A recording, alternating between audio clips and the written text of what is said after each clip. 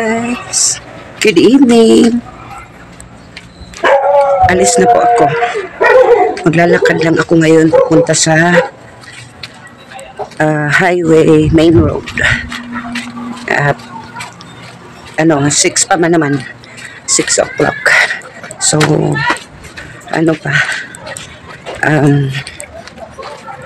malayo pa ang shift natin kasi 9 o'clock ang shift.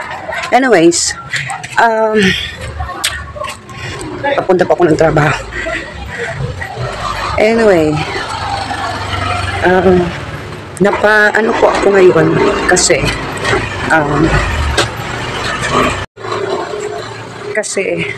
may nag-PM sa akin kanina.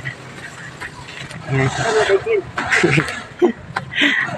May nag-PM sa akin kanina na magbibigay daw siya ng ticket para sa ating mga kabunso. Malaking tulong na yan para sa ating number of seats. Ayan. I'm referring to Ma'am Erlinda Te, or yung kilala niyong pangalan, si Lola Mayora ng Zamboanga. Thank you. Salamat talaga para sa ating mga kabunso, no? Ayan, may hintayin tayong or may ipamimigay tayong additional ticket para sa Wow Cebu. Parang walang silbi ang video ko. Anyway, nandyan yung thought. Pasalamat lang naman to kay Lola Mayora ng Zamboanga. Thank you. Napakabait talaga ni Lola Mayora, no?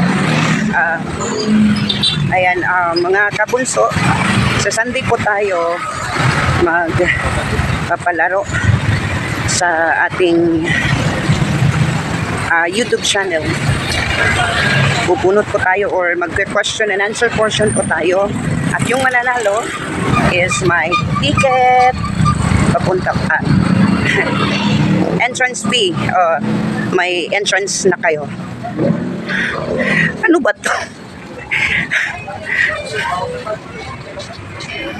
Nag-t-shirt lang ako, guys, kasi may jacket naman ako doon.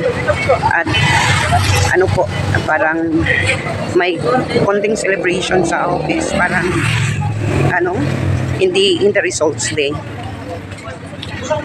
Parang sort of anniversary. Ayun. Maraming salamat kay Lola Mayora ng Zamboanga. Thank you. Salamat talaga. Lang.